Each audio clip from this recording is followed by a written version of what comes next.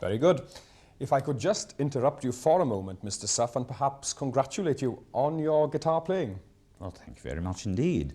If it was my entire guitar playing, I would indeed be very pleased and deem myself to be an expert. But on this score, the microchip has played its part, and there has been an introduction into one or two of our toys this year, showing at the Earl's Court Toy Fair in London, where the edging in of microchip electronic equipment is taking place. Some toy companies, though, are going through a difficult period at this moment. So what's the recipe of your success here at Swansea?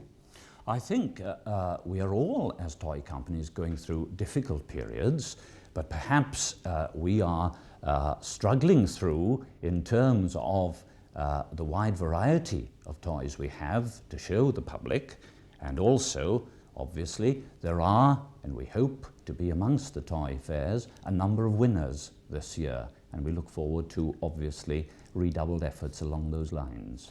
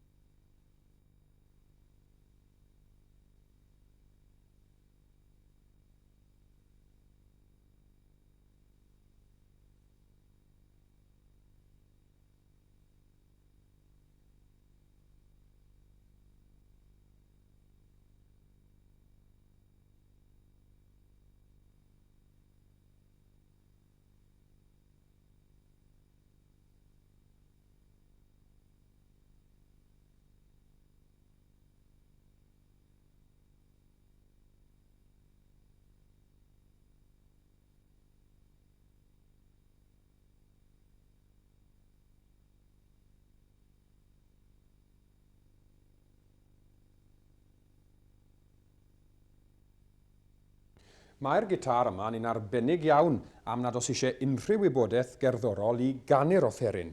Gwrandewch.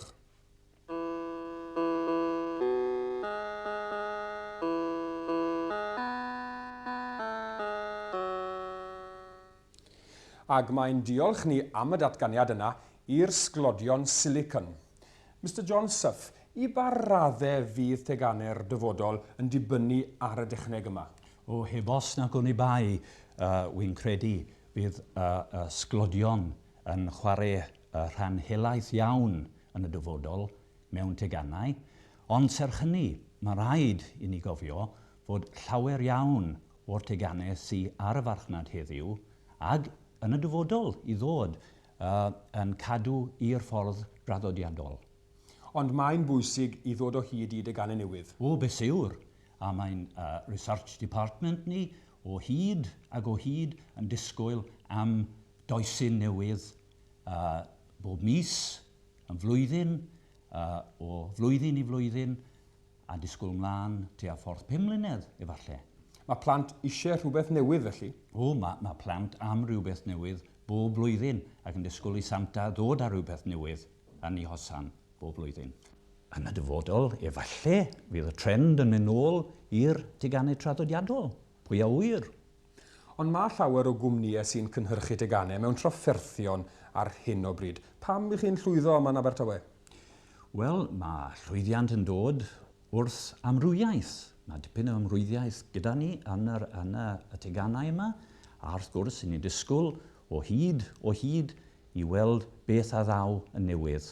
Ac i'ch yn gobeithio am archebion mowr, archebion newydd falle o'r sioe sydd yn Llundain ar hyn o bryd. Ni'n gobeithio'n ddirfawr fe ddaw success a lwc i ni o'r sioe sy'n cymryd lle nawr yn yr Earl's Court yn Llundain yn ystod yr wythnos i ddod.